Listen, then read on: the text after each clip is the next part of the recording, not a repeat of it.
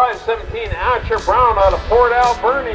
Drive for Big Lake Logging and Brown's Outdoor Artillery.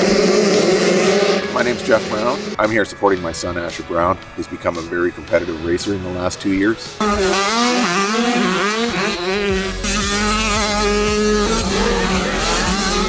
Asher has had a lot of wins over the last few years of riding. His main wins are at Arena Cross in 2020 with the second overall in 85 7-11, and VIMX 65 champion, VIMX second in 85. And we'll be just heading straight for 125 next year. He's a very motivated kid, puts himself to bed early and understands, that training and eating right and going to bed right and sleeping right and all these things make a big difference as to how your character behaves the next day.